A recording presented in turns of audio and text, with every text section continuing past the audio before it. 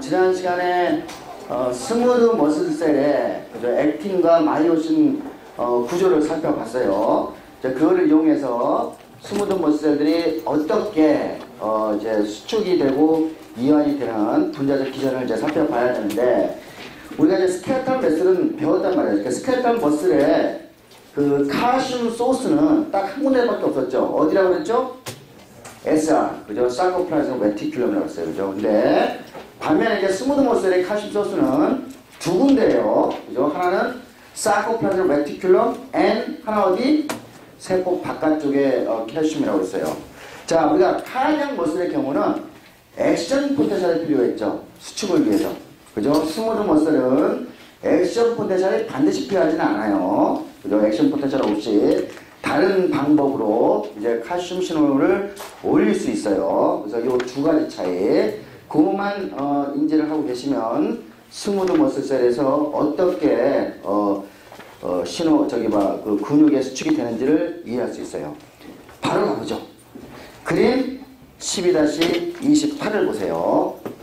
자, 여기서 첫 번째 우리가 칼슘이 어떻게 나오는지는 우리가 지금 약간 지금 이제 아직 우리가 정의를 안 했어요. 예를 들면요, 우리가 파이트 오와 플라이트 웨스판스에서 에피네프린이 나오면은 창자라고 하는 혈관이 어디에 수축이 된다고 그랬죠? 그죠? 그때 수축될 때 에피네프린과 GPCR, 그때 이제 저기 뭐죠? 어드리즈 리셉터 알파 1이었죠, 그죠? 알파 타입이 나오게 되고, GPCR, 그리고 G14 연결되고, GQ가 연결됐고, 그죠? 그러면은, PLC가 나오고, IP3가 나오고, 그리고 사이코플라즘 레티큘럼에서 칼슘이 나오기까지 기억하시죠? 그죠? 그러니까, 지금 뭐예요? 지금 에피네프린에 의해 가지고, 스무드 머슬이, 그죠? 스무드 머슬에서 칼슘이, 그죠? 인트라셀룰러리 칼슘이 증가까지 여러분이 금방 직관적으로 알아챌 수 있죠? 일단은, 칼슘이 나왔어요, 그죠? 이따가 칼슘이 나오는 방법을 여러 가지 찾아볼 거예요. 자, 우리가 1번. 자, 이 칼슘의 소스는 여러 가지가 있는데, 첫 번째, 사이코플라즘 레티큘럼. 두 번째, 어디? 엑스트라셀룰러 칼슘. 그래서 1번, 칼슘이 안 증가했어. 그러면 2번, 이 칼슘은 뭐하고 어떤 단백질하고 결합하죠? 칼모듈이라는 단백질과 결합하죠? 거기 나오죠?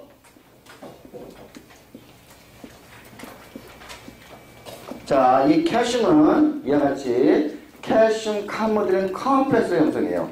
이 칼슘 카모듈린 컴플렉스는 카이네즈의 역할을 해요. 카이네즈는 여러분 잘 알죠? 어떤 단백질에다가 인산기를 받치는 것을 우리가 카이네즈라고 해요. 그러니까 이것을 위해서 어떤 단백질이, 그죠? 어떤 단백질이 인산화가 되면서, 그죠? 액티베이션이 될 거라고 생각이 되겠죠. 그래서 이 카이네즈는 우리가 카이네즈 액티비티를 갖고 있는데, 어떤 이제 단백질에다가,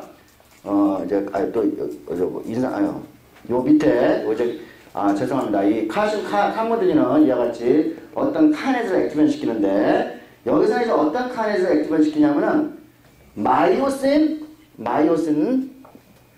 라이트 체인. 그죠? 라이트 체인, 카이네즈. 그래서, MLCK라는 거, 이제 마이오신 머리에, 그죠? 마이오신 머리 라이트 체인인데, 라이트 체인이, 이제 라이트 체인에, 그죠? 포스포러스를 붙이는 카이네즈라는 뜻이야. 그러니까, 칼슘 카모듈린은 이와 같이 MLCK에다가 MLCK를 액티베이션 시키고, 그러면 이제 우리가 이렇게 머리가 이렇게 있었죠, 머리가. 딕 필라멘트에. 이렇게 이제 머리가 있으면은 마이오신 머리죠. 마이오신 머리에다가 뭘 붙이는 거죠? 이와 같이 포스포레이션을 붙이는 거야. 그죠? 그럼 그러니까 마이오신 머리에, 마이오신 라이트 체인에, 그죠? 라이트 체인에 뭐가 일어나죠? 포스포레이션이 일어나게 되면은 요것이 액티브 폼이 되는 거예요. 액티브 폼. 액티브 폼이라는 건 뭐죠? ATPase 액티버티를 갖게 되고, 그러면은 액틴과 바인딩 할 수 있다는 거를 이야기하는 거죠. 그래서 액틴, 바인딩, 액티버티를 갖게 되는 거죠. 그러면 액틴과 바인딩 하게 되면 어떻게 해서 크로스 브로치가 형성이 되고, 그죠? 크로스 브로치가 형성이 되면서 우리가 머슬 컨트랙션이 일어나게 되는 거죠. 자, 그래서 이와 같이 순서가 다시 우리가 이제 어떤 이유로 그죠? 세포 안에 칼슘 농도가 올라가게 되면은 칼슘 칼모듐 컴플렉스 항기성이 되고 그러면은 이 칼슘 칼모듐은 그 밑에 마이오신 라이트 체인 카이네즈를 액티베이션 시켜요. 그러면 마이오신 라이트가 그죠? 이와 같이 라이트 체인이 포스포레이션이 되고 그럼 이게 액티브 폼인 ATP에서 액티베이트를 갖게 되고 그래서 크로스 브릿지를 많이 형성해서 결국은 뭐예요? 컨트랙션이 머슬 컨트랙션이 일어나는 것을 여러분이 보고 있어요. 이게 이제 그림 12-28의 그죠? 요약이에요. 그렇죠? 자, 릴렉세이션이 되면은 자, 릴렉세이션은 결국 뭐예요? 요거는 이제 컨트랙션이고 릴렉세이션은 결국은 칼슘 레벨을 떨어뜨리면 된단 말이야. 칼슘 레벨을 떨어뜨리는 게 이제 릴렉세이션이란 말이에요. 그죠? 칼슘 레벨은 우리가 지난 시간에 사코플라즈 레티큘럼으로 이게 먼저 우리가 스켈레톤 머슬에서 배웠어요. 칼슘을 그죠? 칼슘을 요 안으로 다시 되돌리게 하는 그죠? 이게 뭐였죠? 칼슘 ATP였죠. ATP. 사코플라즈 레티큘럼에 그죠? 칼슘을 되돌리게 하거나 혹은 여기 이제 플라즈마면 사클레마예요. 그러니까 이걸 이제 사클레마 머슬의 원형지막이라는 뜻이죠. 사클레마도 똑같이 이와 같이 요렇게 그러니까 요거는 사코플라즈 레티큘럼에 있는 칼슘 ATPas고 이거는 플라즈마 멤브레인에 있는 그죠? 칼슘 ATPas가 되겠죠. 또한 여기에 우리가 Na 플러스는 안으로 들어오고 그 다음에 K 플러스는 칼슘은 이렇게 나가게 하는 그죠? 우리가 이거를 칼슘 Na 플러스 익스체인저라고 하면 되겠죠? 익스체인저 그죠? 그래서 이제 이것도 뭐예요? 요거는 우리가 요거 Na 플러스 농도 구배를 이용해서 그죠? 여기서 에너지를 사용하고 그 다음에 나중에 Na 플러스 다시 펌핑 아웃 해야 되니까 이게 ATP를 사용하는 거예요. 결국 이것도 ATP를 사용하는 거예요.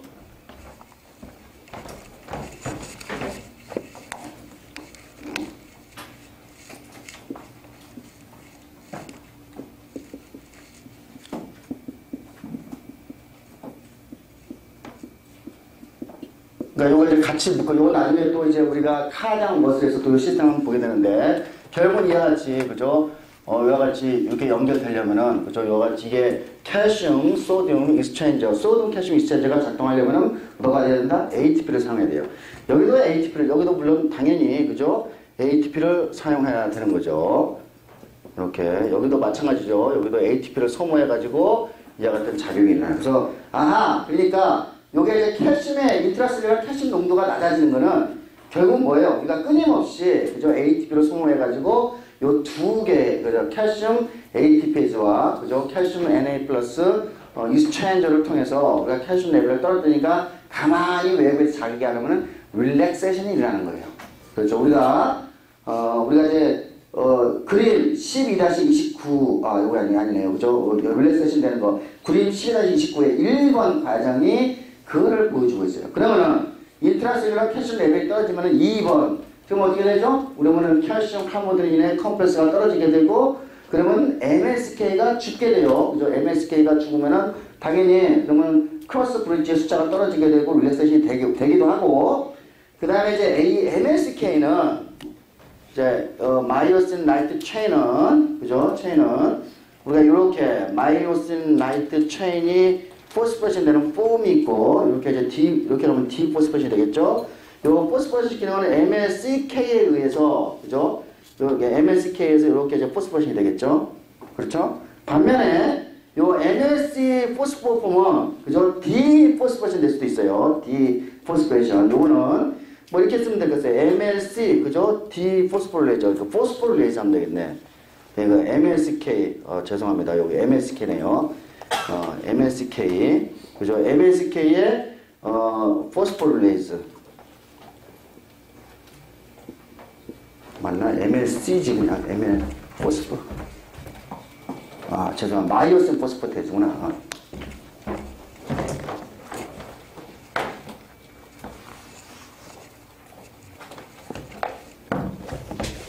마이오신 요거 마이오신이에요. 마이오신 우리가 포스포레이션 된다면은 그러면은 마이오신 포스포테이즈에 의해서 포스포테이즈에서 이렇게 갈 수도 있어요. 자, 우리가 요거는 아까 칼슘 레벨이 많아짐으로 속에 액티베이션 되는 거, 칼슘 레벨이 떨어지면 인액티베이션 돼요. 자, 요것도 역시 마찬가지로 요것도 어떠한 그죠? 라이건드에 의해서 요것이 작동이 돼요. 그러면 예를 들면은 어떠한 라이건드에 의해서 이것이 작동이 액티베이션이 되면은 마이오신 라이트 체인이 포스포션이 안 되고 그러면 릴렉세이션이 되겠죠. 릴렉세이션. 자, 우리가 한번 요 과정 한번 생각해 봅시다. 자, 우리가 머슬이 릴렉세이션이 된다. 자, 우리가 아드레날 호르몬 다시 갑시다. 파이트와 플라이트 레스폰스에서. 자, 파이트와 플라이트 레스폰스에서 창자랑하는 혈관, 그죠? 그 스무드 머슬은 컨트롤이 됐죠. 근데 간과 근육과 심장하는 혈관은 이완이 돼야 되죠. 그죠? 그때 이 아드레날 호르몬에 대해서 반응하는 리셉터가 뭐라고 했죠? 베타2 리셉터라고 했죠. 됐어요? 우리가 계속 이거 써먹고 있잖아. 그죠? 베타2 리셉터에서 스무드 머슬이 지금 릴렉세이션 되는 걸 좀 공부하는 거예요. 그죠? 그죠? 그러면 베타2 리셉터가 작동을 할 때는 그게 GPCR이었죠. 그게 무슨 GPCR에 G 프로틴이 뭐가 작동했죠? G 뭐였지? 사이클릭 AMP를 내는 GS였잖아. 기억나요? 다? GS였죠. 그러면 아데듈레이트 사이클레이즈가 액티베이션이 되고 사이클릭 AMP가 만들어졌잖아요. 우리가 지난번에 거기까지 배웠죠. 그죠? 자, 그럼 사이클릭 AMP는 그죠? 사이클릭 AMP는 그죠? 뭐를 액티베이션 시키냐면은 프로틴 카이네즈 C를 액티베이션 시키죠? 그죠? 프로틴 카이네즈 C를 액티베이션 시켜요. 요노마는 이 프로틴 카이네즈는 직접 마이오신 포스포테이즈하고 분자적 상호작용을 해가지고 그죠? 우리가 마이오신 포스포레이즈를 액티베이션 시킨다고 그러면은 그럼 어떻게 됐어요? 마이오신의 헤드가 디포스포션이 되죠? 그러면 크로스 브릿지가 덜 형성되죠? 그죠? 그러면 어떻게 돼요? 릴렉세이션이 일어나죠. 거꾸로 요 PKC가 요거를 막아주면 어떻게 될 것 같아요? 마이오신 라이트 체인 카이네즈를 억제시키면은 역시 같은 효과죠? 그러니까 여러분이 우리가 이제 우리가 그죠? 파이트와 플라이트 레스폰스에서 왜 간, 근육, 심장하는 혈관이 이완이 되는 것은 결국은 이 사이클이 이제 이런 결국 뭐예요? 마이오신 라이트 체인 카이네즈나 그죠? 마이오신 포스포테이즈를 각각 억제시키거나 이니비션 시키기 때문에 이런 일이 일어난다고 여러분이 알 수 있겠죠? 조금 토픽을 한번 바꿔봅시다. 자, 우리가 좀 정리를 좀 해보자. 요거 우리가 계속해서 우리가 우리가 첫 번째 강의서부터 계속 이야기를 하고 있기 때문에 여러분이 헷갈리지는 않을 거라고 생각이 드는데, 자, 다시 한번 봅시다. 자, 우리가 아드레날 호르몬이 있으면은, 에피네프린이 있으면은, 그죠?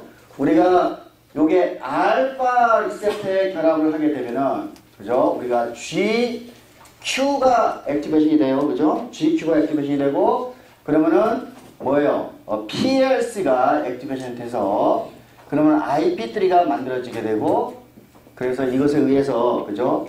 칼슘 레벨이 올라가고 그래서 수축이 일어나는 거예요. 스무드 머슬에서.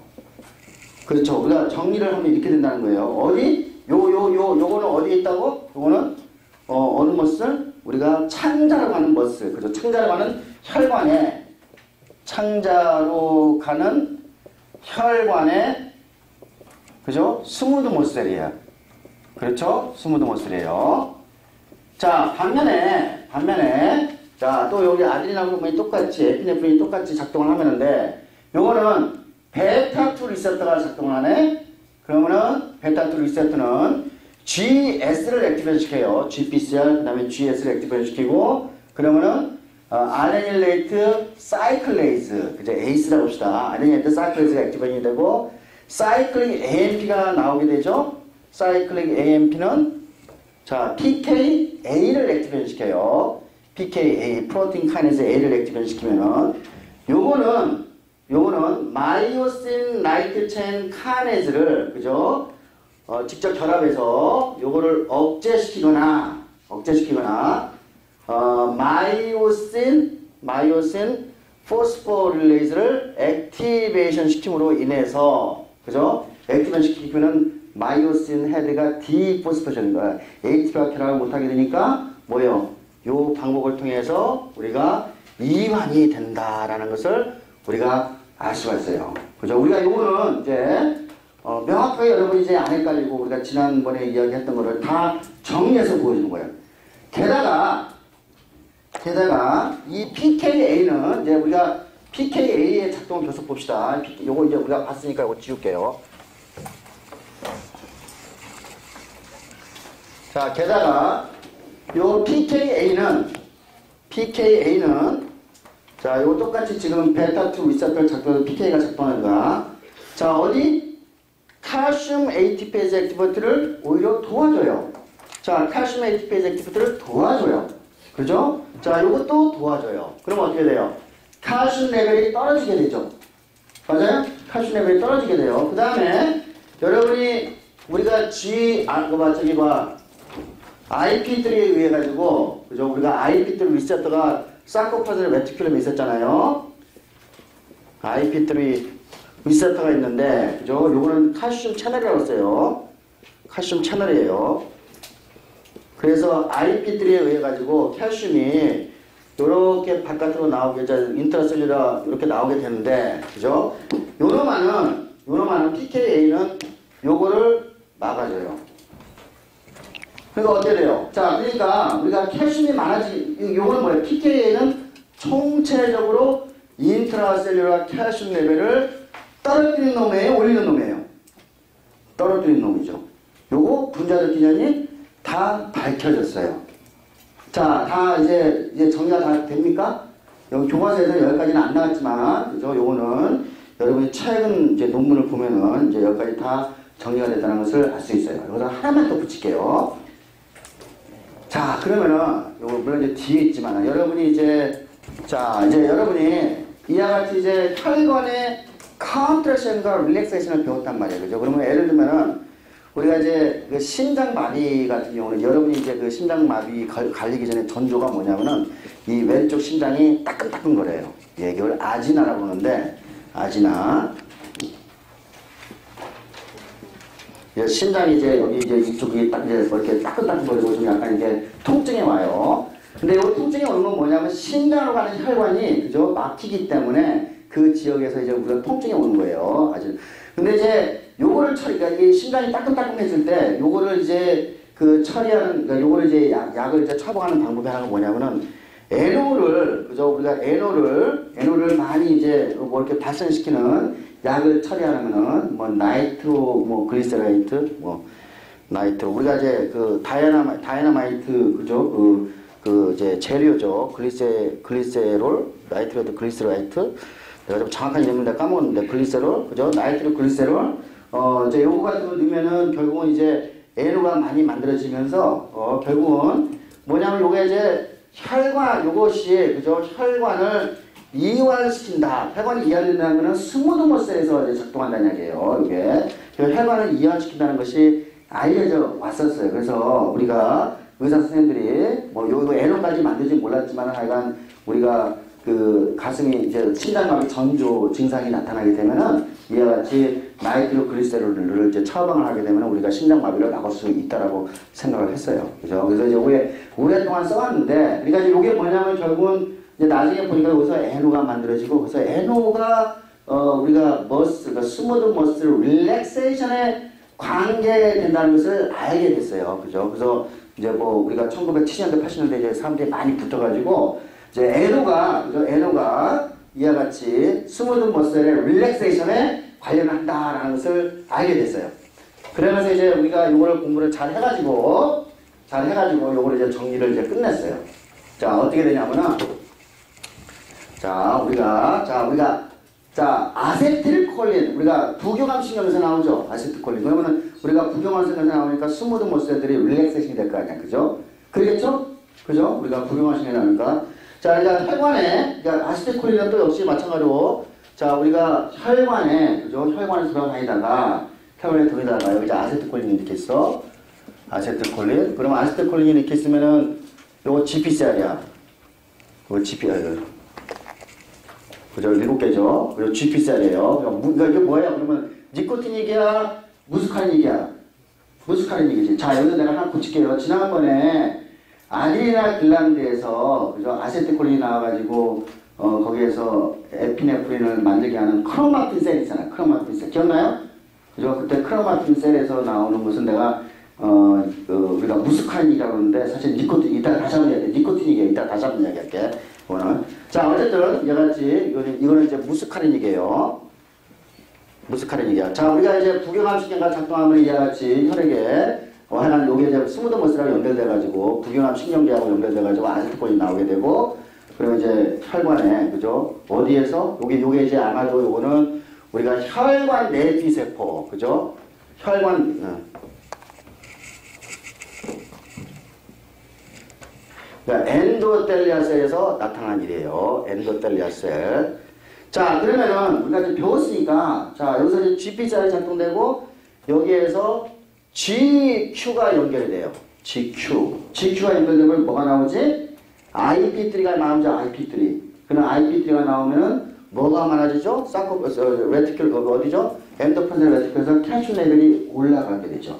그렇죠? 여러분 쉽게 생각할 수 있죠? 그러니까 결국은 이렇게 연결되면 이제 칼슘 레벨이 올라간다는 것을 여러분이 알 수 있어요. 자 그러면은 요 칼슘 레벨은 요거 이제 엔도텔리아 셀에서 요거는 이제 엔드라는 몸의 내부라는 뜻이고 내부의 층을 내는 거기 때문에 혈관 내피세포라는 뜻이에요. 혈관 내피세포에 뭐가 있냐면은 여기 이제 원형지방이 딸랑딸랑 붙은 거예요. 캐비올리 우리가 배웠어요. 리피드 래프트 배웠죠, 그죠? 캐비올리 리피드 래프트에 붙어 있는 엔도텔리알 나이트릭 옥사이드라는 놈이 있는데 요걸 이제 우리가 이나스라고 그래요. 이나스인데 원형지방에 붙어 있어. 어디? 캐비올리 혹은 리피드 래프트에 붙어 있어요. 이나스라는 놈이 칼슘의 작동에 의해서 이것이 활성화돼요. 그러니까 이나스가 이것에 의해서 활성화가 돼요. 이나스라는 놈이. 그러면 이거는 나이트릭 옥사이드를 만드는 놈이에요. 그러면 이거는 알진이라는 아미노산에서부터 뭐를 만들어내냐면 NO를 만들어내요. NO.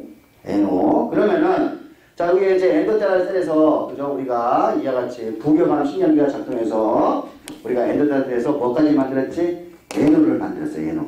그러면은 이 NO는 요 밑에 이제 뭐가 있겠죠? 스무드 머슬이 요 밑에 그죠 깔려 있을 거예요. 여러 개가 여러 층이 깔려 있겠죠. 스무드 머슬들이 깔려 있겠죠. 그러면은 이 NO는 그죠 요 원형지방을 통과를 해서 이 NO는 뭐하고 만나냐면 뭐를 이제 액티베이션 시키냐면은 구안일릴 그죠 사이클레이즈를 액티베이션 시켜요. 그러면 이거는 뭐 하는 놈이죠? 우리가 GTP에서 그죠 GTP에서 사이클릭 GMP를 만드는 놈이죠. 그러면은 사이클릭 GMP가 만들어지게 되면 여기서는 PKG가 액티베이션이 돼요. PKG가 그죠? 자, 제가 여기서 PK 지금 썼죠? 그죠? PKA가 어떻게 작동한다고? 여기서 우리가 PKA 작동하는 거 그죠? 여기다가 똑같이 O와 PKG에다 써도 똑같은 얘기가 돼요. 이해하셨죠? 그죠? 자, 제가 이 PKA는 또 뭐를 액티베이션 시킨다고 했지? 요게 마이오신 포스포테이즈 포스포테이즈 그죠? 또 요거는 뭘 이니비션 시킨다고 요거는 또 거꾸로 MLCK를 이니비션 시킨다고 했죠. 그럼 요거지 요거 두 개가 작동해서 컨트랙션에 가게 되는 거 있잖아요. 그러니까 어떻게 돼요? 자, 이와 같이 그죠? 우리가 NO까지도 그죠? NO까지도 우리가 이와 같이 작동하는 것을 뭐예요? 그러니까 결국은 PK나 PKG가 우리가 여기까지 배운 것에 그죠? 타겟 프로틴에 작동해가지고 그죠? 이와 같이 근육의 이완에 관계되는 것을 우리가 볼 수가 있는 거죠. 그렇죠? 자, 여기서 자, 우리가 이제 이런 걸 이해를 이제 잘 하면은 예를 들면은 요 사이클릭 GF는요 우리가 굉장히 빠르게 뭘로 이제 전환이 되냐면은 요거는 뭘로 전환이 되냐면은 그냥 GMP로 전환이 되죠. GMP로. 그러면 요거를 이제 사이클 GMP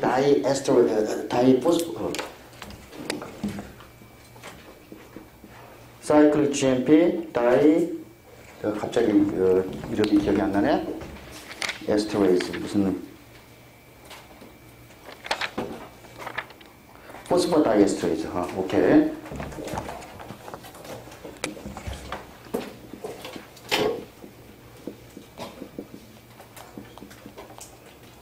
자, 사이클 GMP 포스포다이에스터레이즈라는 효소를 작동시키면은 사이클 GMP가 분해돼가지고 GMP로 가게 돼요. 그죠? 자, 그러니까 이번에 이제 우리가 그렇게 되면 PTH가 죽게 되겠죠. 그러면 이제 다시 이제 근육이 수축이 되기 시작할 거예요. 그런데 만약에 우리가 요거를 억제시키는 놈을 발견한다 그러면 요거를 억제시킨다. 그럼 어떻게 됐어요? 사이클 GMP가 계속 많아지겠죠. 그러면은 PKG가 액티베이션이 되고, 그러면 PKG가 액티베이션이 되면 계속 근육이 릴렉세이션이 되겠죠. 심장량으로 쓸 수가 있어 없어요? 심장량으로 쓸 수가 있죠. 그죠? 그래서 이제 심장량으로 이제 이거를 그죠? 포스포다이에스터레이즈를 억제시키는 약을 그죠? 우리가 개발을 해가지고 요걸 이제 PDE라고 그래요. 이거를 PDE 이제 이렇게 쓰는데 우리가 우연하게 그죠? 우연하게 이 PDE 중에 페니스의 존재, 페니스에 우리가 가는 그 스무드 머슬이 있을 거 아니야. 페니스의 혈관으로 연결되는 스무드 머슬이 있을 거 아니야. 거기에만 존재하는 타입이 있는데 그게 PDE5라는 거예요. PDE5 서브 타입인데 거기에만 작동하고 있는 약을 개발했어요. 그게 뭐지? 그게 바이에그라야, 그죠? 바이에그라. 그죠? 그래서 이 바이에그라를 뭐예요? 이와 같이 우리가 에노 메커니즘과 그죠? 머슬 릴렉세이션 메커니즘으로 가지고 그 지식에 기반해서 그죠? 바이아그라가 개발되고 바이아그라가 개발되면서 많은 동물들이 생명체를 얻게 됐죠. 그죠? 그죠? 그래서 요즘에는 한약 시장 규모가 이것 때문에 엄청나게 줄어들죠. 그래서 이 바이아그라는 그 종물의 다양성을 위해서 참 좋은 역할을 한 거예요. 그죠? 그래서 이와 같이 그죠? 우리가 이와 같이 약을 개발하는 데서 우리가 여기서 복잡하게 보이지만은 그죠? 우리가 하나 둘씩 다 따라갈 수 있는 패드웨이죠. 네. 그죠? 다 따라왔어요? 못 따라왔으면은 그죠? 내 동영상 강의 다시 한번 보세요. 예. 자, 이와 같이 그래서 우리가 그림 자 봅시다. 그림 12-28과 29를 그죠? 컴바인 해가지고 우리가 결국은 이와 같은 우리가 큰 그림을 그릴 수 있었다라는 것을 알 수가 있겠죠. 자, 이 칼슘이 나오는 거는 이제 우리가 여기서 여기서는 계속 내가 그죠? 스무드 머슬셀에서 칼슘이 나오는 것을 내가 지금 여기서밖에 설명 안 했어요. 이 아이피트를 리셋만 가지고 설명했어요. 그죠? 에피네프린에서 나오는 GQ하고 연결돼가지고 에피네프린에서 GQ 아이피트를 리셋하고 그래서 거기밖에 설명 안 했는데 사실 스무드 머슬에서는 칼슘의 소스가 칼슘을 증가시키는 여러 가지 이제 자극이 있는데 그림 12-30을 보세요. 자, 우리가 예를 들면 요거 한번 생각합시다. 이 스무드 혈관은 일정하게 우리가 이렇게 수축이 되어 있어요. 어느 정도 긴장되어 있다고 그랬어요. 토니컬리, 그러니까 어느 정도 약간 수축이 되어 있다는 얘기예요. 토니컬리, 그러니까 약간 수축이 되어 있는데 그 이유는 다른 것 같아요. 자, 만약에 혈액이 많이 흘러가가지고 혈관이 확장된다고 생각합시다. 혈관이 늘어났어. 늘어나면은 원형지막이 늘어나게 되는 거죠. 스트레칭이 되는 거지. 그죠? 그러면 스트레칭이 되면은 내가 스트레치 게이티드 칼슘 채널이 열린다고 생각해 보세요. 자, 우리가 스트레치가 되는 것을 읽는 칼슘 채널이 있어. 우리가 메카니컬리 게이티드 칼슘 채널이죠. 그러면 칼슘 채널이 열려. 어디에 플라즈마 멤버리 있어요? 그러면 칼슘이 세포 밖에서 안으로 들어오게 되죠. 그러면 어떻게 되죠? 그러면 수축이 되기 시작하죠. 그죠? 자, 이거예요. 자, 이게 이제 만약에 혈관이 이완이 돼. 그러면 스트레칭이 돼요. 스트레치면 스트레치 게이티드 칼슘 채널이 열려요. 그죠? 열리면은 칼슘이 안으로 들어오면서 수축이 되죠. 자, 수축이 되면 요번에는 어떻게 되죠? 이렇게 수축이 됐죠? 요번에는 칼슘 채널이 또 작동이 안 되겠죠? 그러면 다시 어떻게 됐어요? 칼슘 채널이 작동 안 되면은 칼슘 양이 늘어나겠지. 다시 이완이 되겠지. 야, 이와 같이 그죠? 우리가 혈관에 그죠? 요 스무드 머슬들은 겨서 수축과 이완을 계속해서 어느 정도 순환해서 왔다 갔다 할 수 있겠어요. 그죠? 맞아요? 그죠? 이거를 마이오제닉 레귤레이션이라고 해요.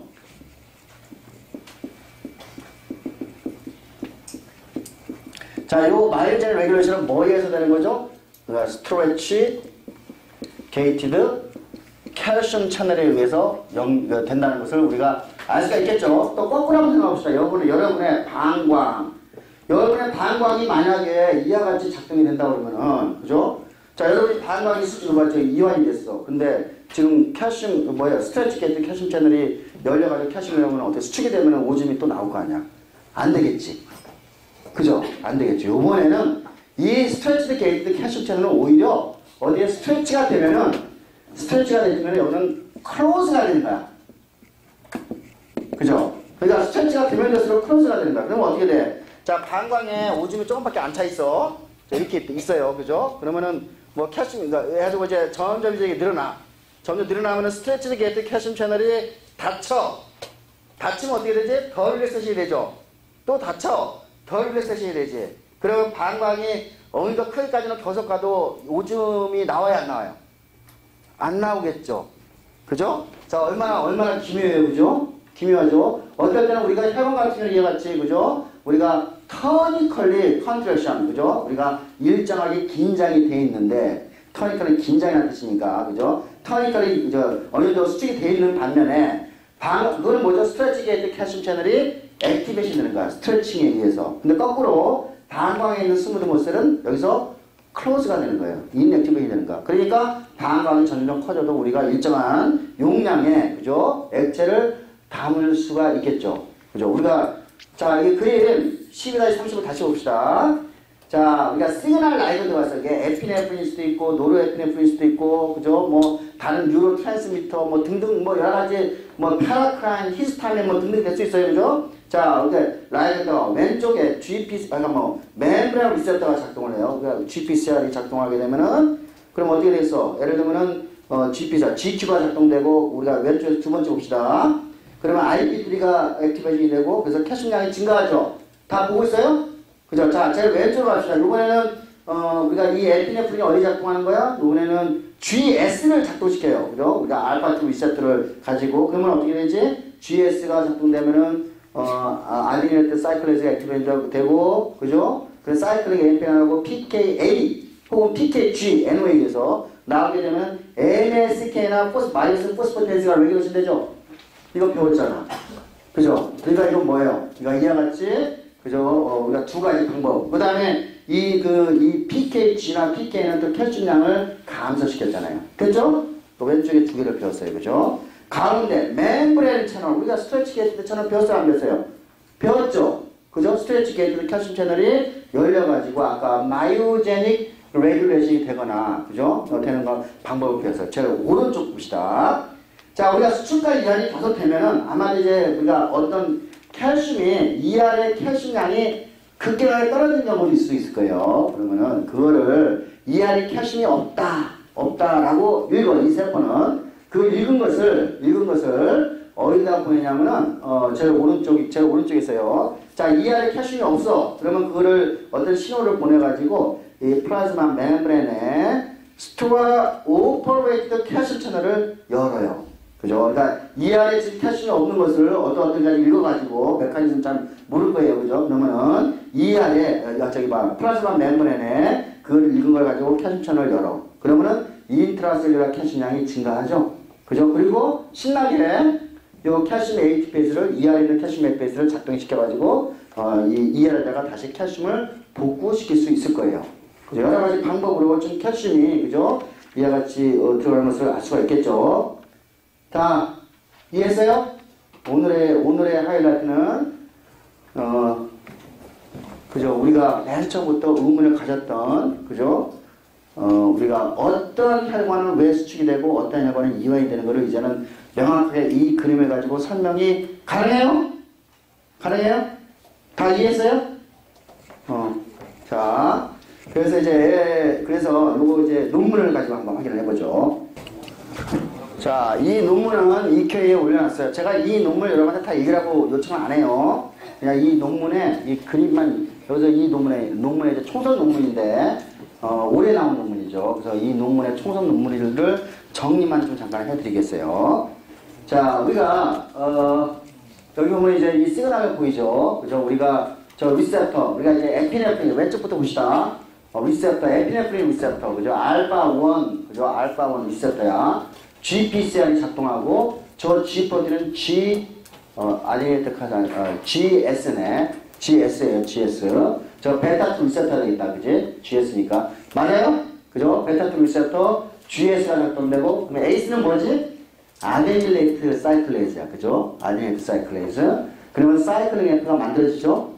그죠? 그러면 사이클링 AMP는 내가 기본적으로 PKA를 액티베이션 시킨다고 했어요, 그죠? 자, 여기까지 여러분 잘 따라왔죠?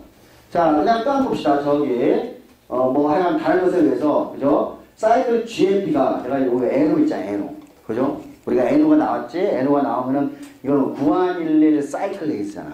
그러면 사이클 GMP가 나오게 되죠? 그죠? 이 사이클 GMP는 PKG를 액티베이션 시켜요. 여기까지는 여러분이. 그러니까, PKA와 PKG가 이제 이런 기전을 통해서 우리가 이제 액티베이션이 됐어요. 그러면은, 내가 이미 설명을 했지만, 자, 이거는 소드 칼슘 익스체인저야. 그죠? 그러니까 칼슘 레벨을 떨어뜨리는 놈이죠. 작동되면은. 그죠? 요거는 플라즈마 멤브레인 칼슘 ATPase야. 요게 작동되면은 칼슘이 떨어지게 되죠? 여기서. 요거는 사이토플라즈믹 칼슘 ATPase야. 그죠? 우리가 세 개가 작동하는 거 이미 배웠단 말이야. 근데 보니까 PKA나 PKG는 어떻게 돼요? 요것들을 전부 다 액티베이션 시키고 있죠. 그러니까 PKA나 PKG가 액티베이션이 되면은 인트라셀룰라 칼슘 레벨이 떨어지게 되는 거죠. 릴렉세이션이 되는 거예요. 그죠? 자, 그다음 마지막 하나. 자, 제가 여기 보면은, 그죠? 마이너스 라이트 체인이, 그죠? 포스포러스이 돼야지, 이게, 그죠? 크로스 브릿지를 형성하는 거예요. 근데 여기 보니까 어때요? 마이너스 라이트 체인 카이네즈는 PKA에서 인액티베이션이 되죠? 그죠? 이거 죽어버리지. 그러니까 이게 안 만들어지고 이렇게 되니까 릴렉세이션이 되는 거예요. 그죠? 그 다음에, 자, PKA, PKG는 또한, 그죠? 어디에요? 어디가? 여기는, D, 그거 봐. 저기, 마이너스 D 포스포레이션은 없나? 마이너스 라이트 체인 여기는 마이너스 라이트 체인 포스포테이즈예요. 그죠? 마이너스 포스포테이즈. 이거를 액티베이션 시키죠? 그러니까 어느 쪽으로 가죠? 위쪽으로 갈 수밖에 없는 거죠. 맞아요? 그러니까 어떻게 돼요? 릴렉세이션이 되는 거죠. 자, 이러한 연구들은, 그죠? 이러한 연구들은 제가 상상한 거예요? 아니에요? 2012년도에 그죠? 리뷰 아티클에 이와 같이 이제 실려 있는 거예요. 그 학생 핸드폰 넣어. 넣어 아예. 자, 그래서 우리가 이제 이런 과정을 그러니까 아주 명료하게, 그죠? 아주 명료하게, 우리가 근육의 수축과 이완을 우리가 볼 수가 있어요. 자, 뭐, 그래서 이제 마지막 꼭지 하나만 더 보면은, 자, 그림 12-31을 보세요. 자, 요번에는 멤브레인, 그러니까 우리가 이제 스무드 머슬도, 그죠? 멤브레인 포텐셜을 보고 있어요. 레스팅 멤브레인 포텐셜을 보고 있어요.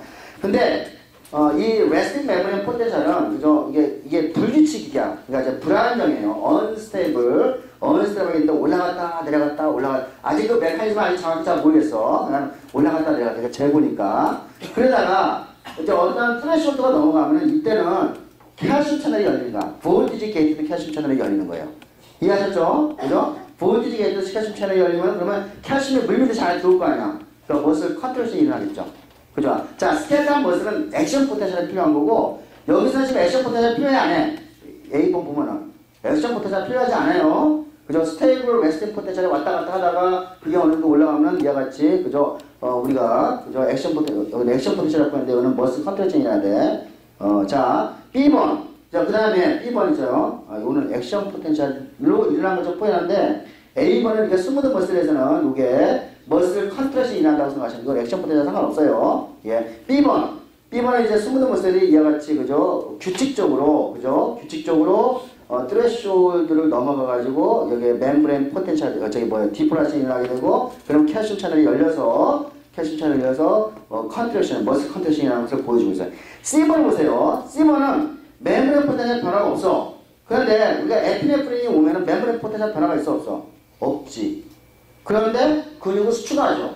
그죠? 수축하죠. 뭐 예를 들면 어떤 놈은 근육을 더 이완시켜. 그러니까, 자, 우리가 멤브레인 포텐셜은 영향이 없지만 어떠한 약에 의해 가지고, 그죠? 인트라셀룰라 칼슘 레벨이 올라가가지고 수축이 되고, 인트라셀룰라 칼슘 레벨이 떨어져가지고 이완이 되는, 그죠? 그러니까, 우리가 X를 넣으면은 수축이 되고, 우리가 Y를 넣으면은 이완이 되는. 요거는 멤브레인 포텐셜과 상관이 없겠죠. 자, 그러면 이제 우리가 이걸 다 배웠으니까 이제 한번 이거 생각합시다. 여러분이 뭐 영화 같은 데 보면은 그 에이스마가 뭐지? 우리나라말로 천식, 그죠? 천식 환자들이 좀 아마 있을 거야.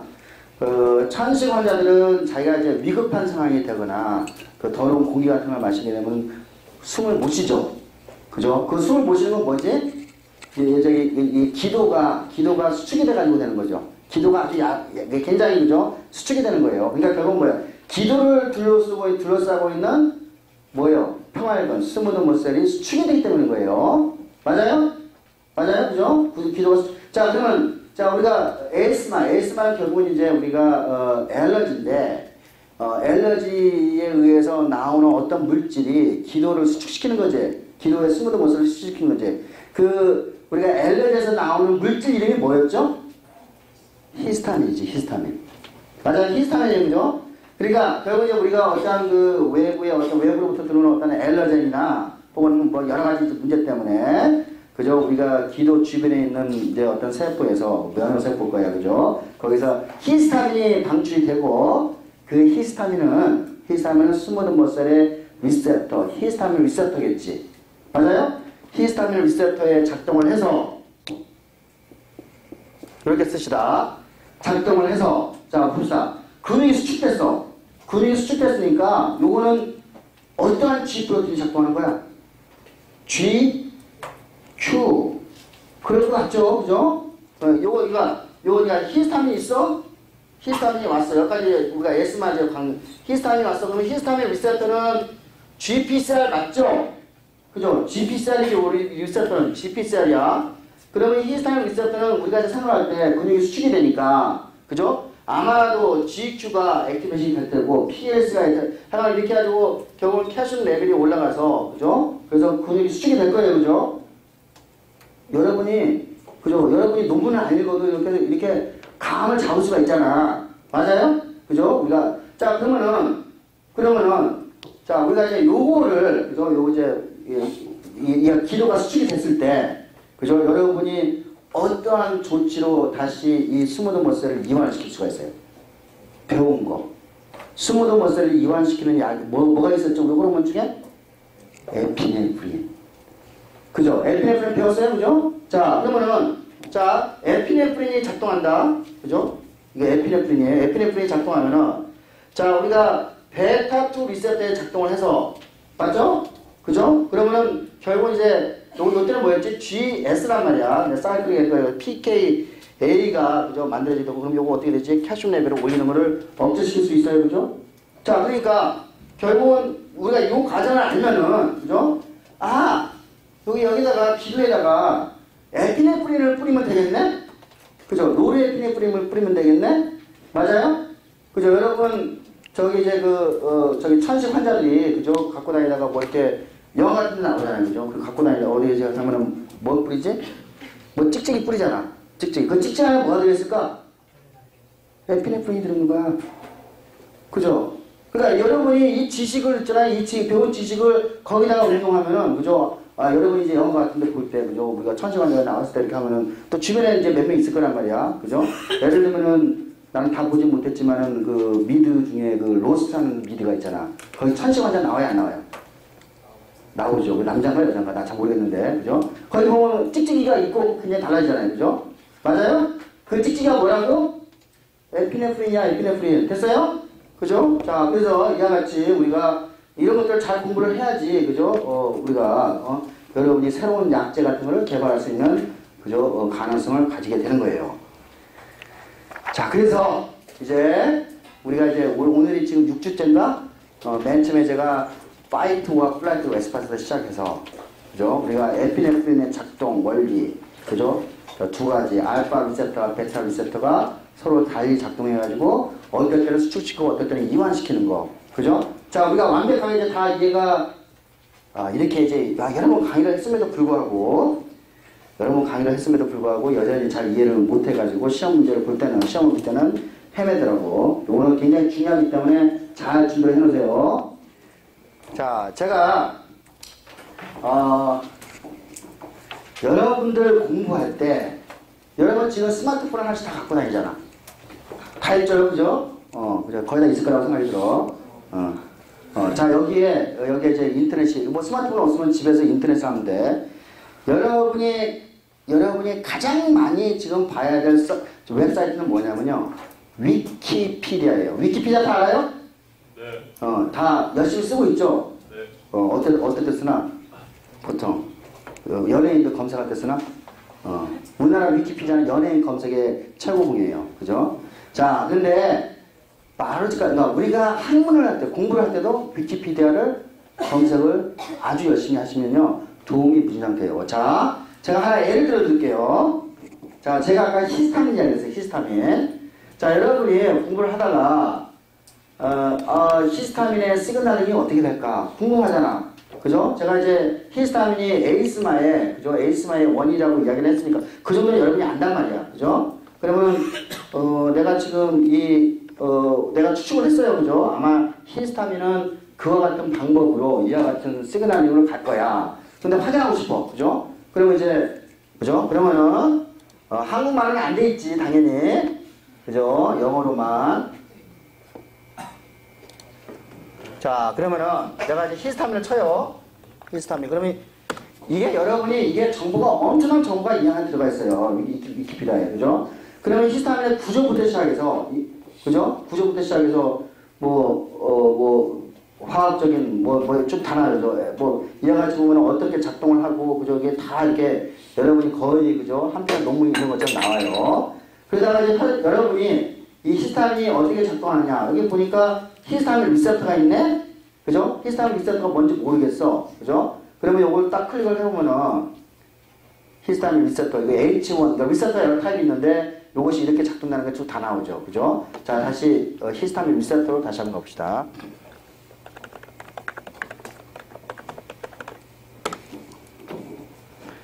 자, 히스타민 리셉터에 대한 요게 자, 히스타민 리셉터 뭐라고 했는데 내가 예측한 대로 컨트롤하니까 GQ 연결됐어요, 안 됐어요? 연결됐죠? 그죠? 연결됐어요. 여기 뭐예요? 브론코 컨스트릭션. 브론코. 그죠? 우리가 기도라는 뜻이고 컨스트릭션은 수직이니까 브론코 컨스트릭션에 관계될 때는 히스타민 리셉터가 몇 번째? H1 리셉터야. 그죠? H1 리셉터고 그 다음에 요게 GQ가 작동되니까 그러면 IP3가 나와서 브론코 컨스테이션이라고 S만하고 써있죠. 그죠? 그러면 여러분이 지금 배운 것에 대해서 배운 걸 가지고 다시 한번 확인할 수가 있겠죠. 그렇죠. 자, 예를 들면 제가 내가 지난 시간에 잘못 가르쳤는데 우리가 교과서 다시 한번 봅시다. 교과서 이거 좀 고쳐야 될 것 같아가지고 교과서 PNAS에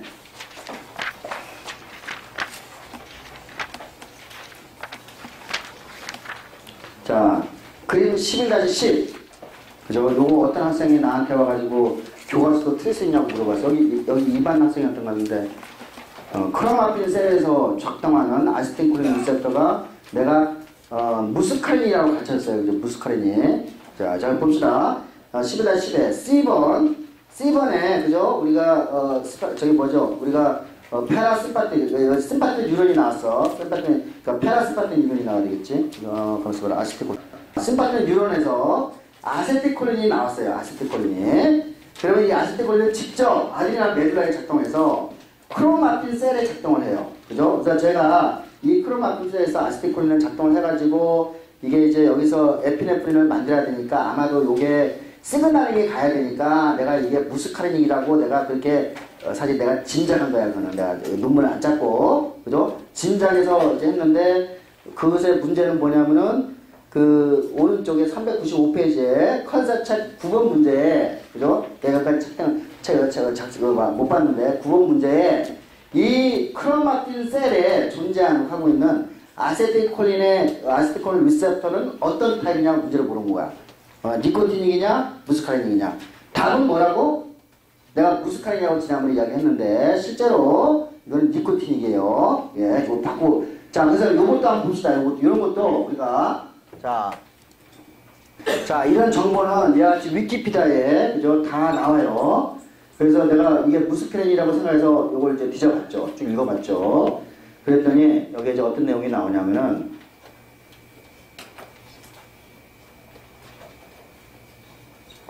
여기 있네요. Innervated tissue. 여기 봅시다. 자, sympathetic nerve system은 또한, 여기 있죠? 자, 또한, 그죠? 프리갱글린 너브와, 그죠? 너브를 가지게 되는데, 이때는 크로마틴 셀과 연결됐다는 거야. 아드리날 글란드는 크로마틴 셀과 연결돼 있어. 그러면 이 아드리날 글란드는 에피네프린하고 노르에피네프린을 내는 거예요. 우리가 여기까지만 알고 있어요. 그죠? 그러면 크로마틴 셀은, 그죠? 이건 중요한, 그래서 이 메둘라 아세틸콜린은, 그죠? 뉴로 트랜스미터로 작동해서, 그죠? 여기 나왔죠. 그 리셉터는 어떤 타입이라고 돼 있지? 니코티닉 타입이라고 돼 있어요. 그래서 수정, 그죠? 무스칼린이 아니고 니코티닉 타입으로 수정하는 거예요. 자, 이것들은 전부 다 내가 이건 실제로 논문에 찾아가지고 이제 갈 수 있는데, 더 빠른 방법은 이와 같이 여러분이 뭐를 찾으면 수정할 수 있죠? 위키피디아를 가지고 100분 이용하면은 이런 정보를 굉장히 빨리 얻을 수가 있어요. 됐어요? 자, 여러분 위키피디아의 장점은 뭐냐면요. 원래 전문가들이, 그러니까 그거를 공부한 전문가들이 그거를 글을 써가지고 올리는 거예요. 그렇죠? 그러니까 굉장히 정확한 정보를 가지고 있다고 생각하면 돼요. 그래서 여러분 위키피디아를 공부하실 때 여러분이 어떤 터미널이라든지 지식이 불명료하거나 그럴 때는 누구한테 물어봐?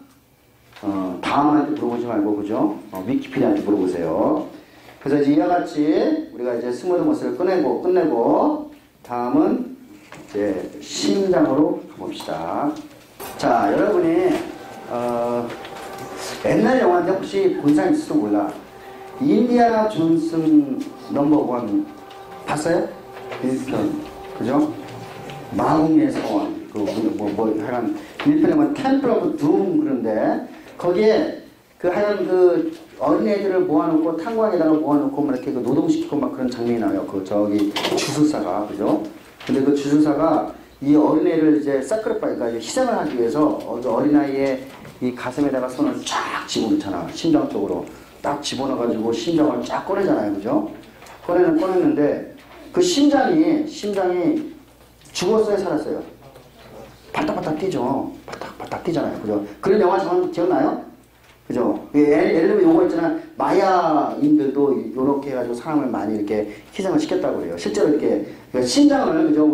우리 몸 바깥에다가 심장을 꺼내놓으면은, 그죠? 꺼내놓으면은 어느 정도까지 더서 바닥바닥 뛰고 있죠. 그러니까 다시 말해서, 심장은 우리 뇌와 연결이 안 돼도 자기 스스로 뛸 수 있는 성질을 가지고 있어요. 그죠? 자, 심장은 이와 같이 자기 스스로, 그죠? 뛰는 성질을 갖고 있기 때문에 아마도 심장 안에는 이와 같이 오토, 그죠? 자기 스스로, 그죠? 리듬을 갖는 오토 리드믹 셀이 존재를 하고 할 것이다. 그리고 심장 박동수가 일정하기 때문에 요거를, 그죠? 페이스메이커 셀이다. 심장의 뛰는 속도를 조절하는, 그죠? 이 세포들이 심장의 어딘가에 있을 거라고 여러분이 추측할 수 있어요. 그죠? 자, 우리가 이제 심장은 도대체 어떤 일을 하느냐? 여러분 뻔히 다 알죠? 그냥 스트레이트 포워드에 갑시다. 표 14-1을 보세요. 자, 심장은 첫 번째, 우리 온몸 구석구석에다가 뭐를 전달해줘야죠?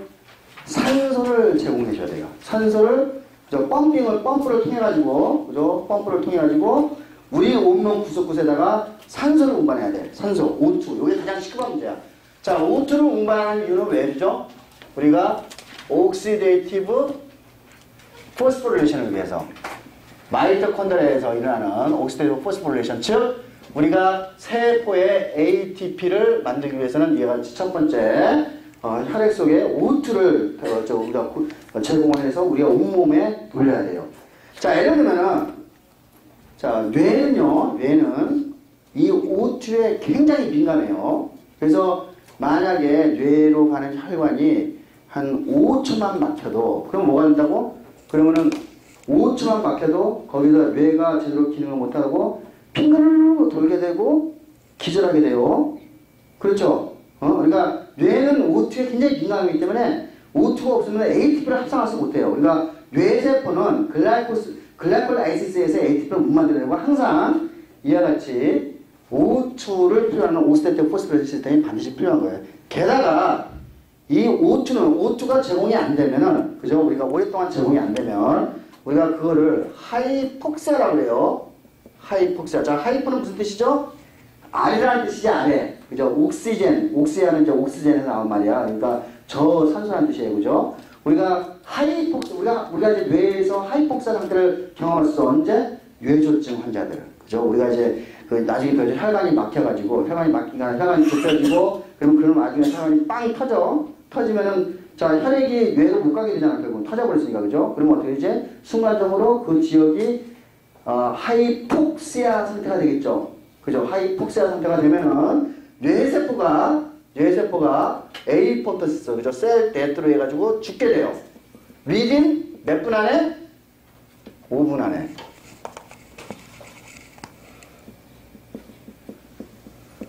5분 안에. 그럼 어떻게 해서 이거는 다시 되돌리지 못하게 되는 거예요. 그래서 뇌졸중 환자 같은 경우는 이와 같이 우리가 혈액이 뇌로 공급이 안 되게 되면은, 그죠? 우리가 그 지역에 있는 뇌세포가 다 죽게 되는, 그죠? 이 리버스블하게 죽게 되는 현상. 그래서 하이폭시아는 문장 위험한 거예요. 그래서 심장은 끊임없이 뇌로 가는 뇌로, 그죠? O2를 제공해 줘야 돼요. 끊임없이. 그래서 혈압이 떨어지게 되면은 어떻게 되죠? 핑크로, 뇌로 가는 혈액량이 떨어지니까 핑크로 돌게 되고 기절하게 되는 거예요. 그죠? 우리가 저혈압, 그죠? 굉장히 위험한 질환이죠. 자, 그래서 이와 같이 O2, 당연히, 그죠? 그 다음에 뭐 글루코스, 여러 가지 뭐 뉴트리언트죠, 그리고. 뉴트리언트, 이건 너무 당연하기 때문에 넘어갑시다. 뉴트리언트 이제 제공해야 되고. 그 다음에 뭐 이제 예를 들면은 뭐 우리가 어떤 장기에서 나오는 호르몬이라든지, 그죠? 뭐 이게 사이토카인이라든지 등등 이제 이런 것들을 교수에서 우리 몸에 이제 배분을 해 줘야겠죠. 자, 뭐 이런 것들이 있고. 그 다음에 또 이제 우리 노폐물 있어야 돼, 노폐물. 그죠? CO2라든지 유리아라든지, 그죠? 이런 노폐물들을 우리가 이제 그걸 이제 우리가 이제 몸 바깥으로 배출하기 위해서 이와 같이 심장이 필요한 거죠. 그 다음에 또 뭐예요? 혈액을 펴서 서큘레이션 시키는 과정에서, 그죠? 디펜시브 시스템에 필요한, 그죠? 시스템에 필요한, 뭐 이렇게 셀들, 그죠? 매크로페이지나 뭐 우리가 백혈구, 적혈구, 그죠? 루코사이트 등등, 그죠? 이런 것들을 우리가 운반하는데 이와 같이 심장이 필요해요. 자, 10-1, 테이블 10-1 보면은, 자, 봅시다. 자, 옥시젠, 뉴트리언트 앤 와터. 당연하죠? 그 다음에 웨이스트는 뭐가 있죠? 우리가, 웨이스트는 아까 뭐 이게, 우리가, 세포와 세포 사이에서 왔다 갔다 하는 거, 웨이스트, 그죠? 뭐, 이뮨셀, 뭐, 호르몬, 그죠? 뉴트리언트. 그 다음에 또 뭐예요? 몸을 떠나는 거는 메타볼릭 웨이스트, CO2가 되겠죠? 뭐, CO2, 힛, 이런 것들이 있다는 거를 여러분이 금방 느끼실 수 있어요. 자, 지금부터 심장을 배울 때는 제가 심장의 자세한 구조를 그리지 않아요. 저는 이제 그냥 심볼릭하게 그리겠어요. 요거만 따라오시면은 여러분이 좀 외우지 말고 그냥 하나하나씩 그냥 이게 자연스럽게 그리고 가도록 한번 해보죠.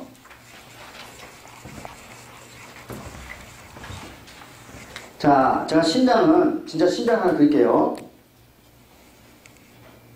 이렇게 그릴게요. 심장 맞죠? 근데 가운데가 이제 쪼개져 있어요. 그죠? 요걸 우리가 septum이라고 그래요. 경막. 그 septum으로 해가지고.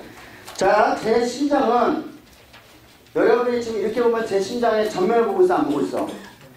자, 그러니까 이렇게 하면 여러분이 제 심장을 보고 있죠. 자, 요 심장은 제 심장을 보고 있다고 생각하시면 되죠. 그러면 오른쪽과 왼쪽이 바뀌지. 그지? 그러니까 여기는 레프트고 여기는 라이트가 되지. 맞아요? 그죠? 그러니까 여러분 항상 이제 제 칠판을 볼 때 여러분 심장을 보는 것이 아니라 내 심장을 보면 되지.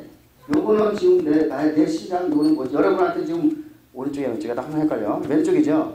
근데 이거는 내 거 뭐야 지금? 오른쪽이지. 여기는 레프트죠. 자, 이렇게 약속을 하는 거야. 그죠? 약속을 항상 제 심장을 보라는 이야기예요. 제 심장, 저를 기준해서 라이트 앤 레프트가 형성이 되는 거야. 됐어요?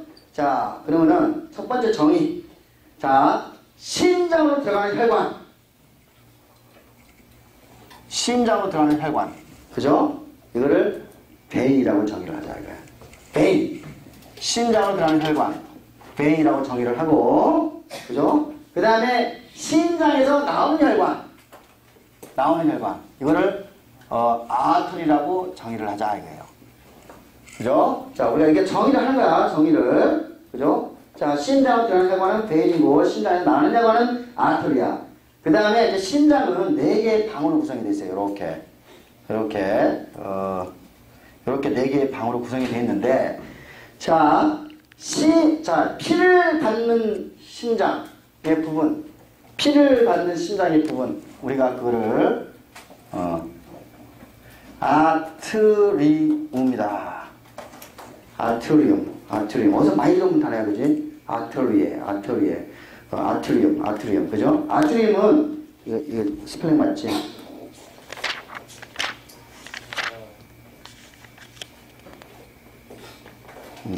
자, 이 아트리움은, 그죠? 우리가 이렇게 정의를 하는 거예요. 아트리움. 피를 받는 방, 그러니까 혈관으로부터 피를 받는 방을 아트리움이라고 그러고, 그 다음에 피를 내보내는 거. 피를, 여기 피가 이렇게 가거든요. 이렇게. 피를 내보내는 것을 우리가 벤트리클이다. 이렇게 이야기를 해요. 벤트리클. 자, 여러분이 그 아트리움은, 우리가 그 로마 이야기 같은 데 보면 이게 로마 그 건물에 가면요. 맨 처음에 그 사람들을 맞이하는 큰 마당이 나와요. 그 마당을 우리가 아트리움이라고 그래요. 그래서 이게 아트리움이라는 단어가 그냥 나온 것이 아니라 맨 처음에 여기서 피를 받는 큰 어떤 공간이라는 뜻이에요, 이게. 그래서 아트리움이고, 우리가 방실, 그렇게 표현하죠. 그죠? 4개 종류니까, 그죠? 우리가, 베인, 그죠? 아트리움, 벤트리클. 요 용어만 알면 나머지는, 그죠? 나머지는 그냥 뭐 이렇게 부수적으로 그냥 따라가는 거예요.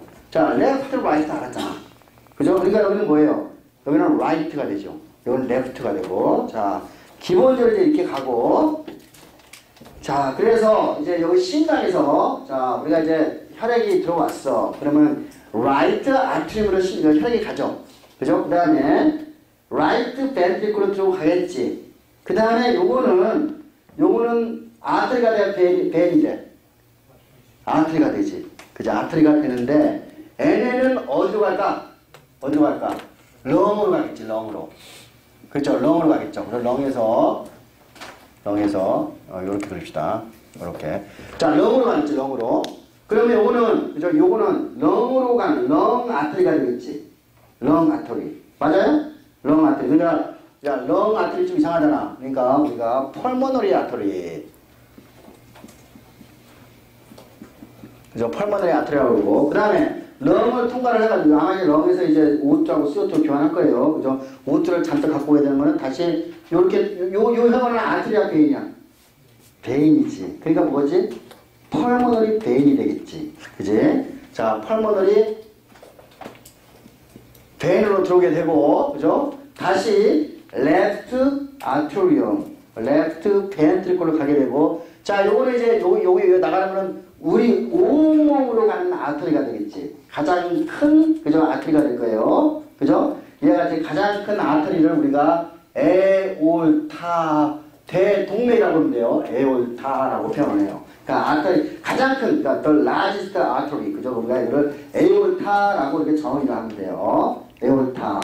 그래서 이 에올타는 점점 이제 가지를 쳐가지고 아트리가 되고, 그죠? 그 다음에 이 아터리는 처음에 또 가지를 쳐가지고 조금 더 가느다란, 그죠? 아터리올이 돼요. 아터리올이 돼가지고, 그죠? 우리 온몸을 가지? 그러면 이제 조직하고 만나가지고 캐필러리 튜브에서 튜브를 형성하고, 이 캐필러리 튜브는, 그죠? 튜브에서 이제 O2를 내놓고 CO2를 이제 받고, 그러면서 다시 이제 이제 다시 되돌려 오는데, 그죠? 그냥 베인으로 다시 오게 되겠지. 베인으로 다시 오는데, 요게 이제 조금 더 작은 베인은 우리가 비뉴얼이라고 그러고, 조금 더 큰 거를 베인이라고 그래요. 베인. 이 베인은 이제 다 모여가지고 커다란 이제 대정맥을 만들어야 될 거예요. 대정맥. 우리가 그거를 비나카베라고 그래요.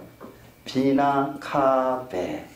그렇죠? 비나카베. 그러니까 요거는 요 비나카베가 된다고 생각하시면 돼요. 자, 머리 쪽에서 오는 비나카베를 우리가 superior 비나카베. 그 다음에 우리 복부에서 오는, 그죠? 그거를 inferior 비나카베 그렇게 이야기해요. 그거는 위라는 뜻이고 오는 아래라는 뜻이지. 그럼 두 개가 합쳐져 가지고 큰 비나카베가 만들어지게 돼가지고 다시, 그죠? right atrium으로 들어오게 돼요. 이게 순서예요. 순서예요. 자, 우리가 이제 이와 같이 우리가 온몸을 그죠 돌 때를 우리가 시스테믹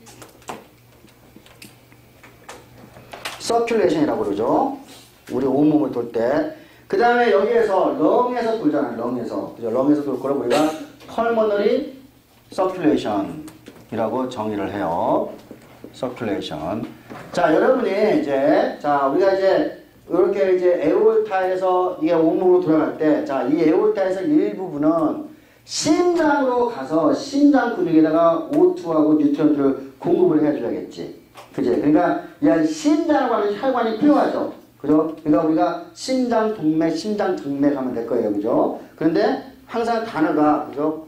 코로너리, 그죠? 코로너리 아터리, 코로너리 아터리 앤 코로너리, 그죠? 베인. 요거는 심장이라는 뜻이야, 심장. 이해하셨죠? 심장은 혈관이 분지가 돼야 되고, 예를 들면은 우리가 복부도 가야 되고, 복부 중에서도 특히, 그죠? 우리가, 피가 또 굉장히 많이 나는 곳이 키드니예요. 예, 키드니. 리날, 아터리, 리날 베인. 그렇게 이야기해요. 그 다음에 또 이제 예를 들면은 간으로라는 게 있어, 간으로. 우리가 헤파틱, 그죠? 이제 헤파틱 이제 아터리하고 이제 베인이 있어야 되는데, 간으로 가기 전에 먼저 혈관은 간으로 여기서 일부분이 간으로 가기 전에 어디로 가야지? 창자로 먼저 가요. 창자로 가서 창자에서 뉴트런트를 흡수를 한 다음에 간으로 가게 돼요. 그래서 간에서 다시 어디 가지 이렇게 하고 다시 이렇게 가는 거예요. 자, 여러분이 여기서 보면은 자, 우리가 심장은 혈관에서 심장 한 번 본다는 끝났고 펄머너리 또 한 번 더 끝나고 미나도 한 번 더 끝나잖아. 근데 여기 보니까 어때요? 창자를 한 번 거치고 간을 한 번 거쳤지. 그죠? 이와 같이 두 개를 같이 연결하는 요 시스템을 우리가 포탈 시스템이라고 그래요.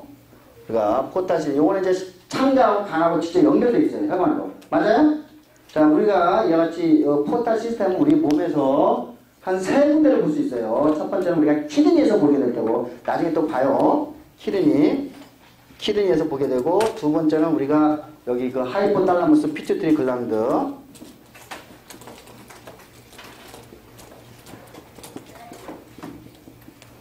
글란드에서 한번 보게 되고, 그 다음에 세 번째가, 그죠? 헤파틱 포탈 시스템이에요. 우리가 이제 이와 같이 그 포탈 시스템은 이게 세 군데, 1, 2, 3을 보게 되는데, 요거 2번하고 3번은 나중에 강의를 아주 자세하게 다시 보게 될 거예요. 그 다음에, 그냥, 우리가 그림 보지 말고, 그죠? 자, 근데 이제 여기서 이제 피가 영양을 막아야 되기 때문에, 그죠? 이와 같이, 그죠? 제가 이렇게 이제 그렸잖아요, 그렇게 그렸는데, 요거는 밸브예요. 근데 밸브인데, 아트리움과 벤트리클 사이에 있는 밸브죠. 그죠? 그러니까, 그죠? 아트리얼 벤트리클 밸브 하면 되겠죠? 그죠? 그러니까 AV 밸브, 그죠? AV 밸브가 되고, 자, 우리가 라이트하고 레프트는, 그죠? 이 AV 밸브가 요거는 세 개로 돼 있어. 그래서 요거를 그러니까 세 장의 입으로 돼 있다는 얘기예요. 트라이컵시드 밸브라고 그러고, 요거를 바이컵시드 두 장의, 그죠? 천으로, 두 장으로 돼 있어요. 두 장의 면으로 돼 있다는 얘기예요. 바이컵시드라고, 요거는 교황의 연미부하고 비슷하게 생겨서 우리가 이거를 미트랄 밸브라고 그래요. 미트랄은 연미부야. 제비 꼬리, 그죠? 제비연자다가 꼬리 밑자에 연미부, 그죠? 우리가 미트랄 밸브라고 이야기도 해요. 제비꼬리하고 비슷하게 생겼어. 이게. 그 다음에 여기 역류를 막기 위해서, 그 다음에 이렇게 또 밸브가 여기도 이렇게 있겠죠. 그러니까 아터리하고 이 벤트리클 사이에 밸브가 있는데, 요거는 마치 반달 모양으로 생겼다고 해서 이걸 둘 다 세마이 루나 밸브라고 그래요. 자, 요 정도만 아니면은, 그죠? 우리가 심장에, 그죠? 심장이 뛰는, 그죠? 원리를 알 수가 있어요. 여기까지만 간단하게 가고, 다음 시간에 이제 심장이 뛰는 원리를, 이제 우리가 한번 찾아보죠. 네. 자, 여기까지.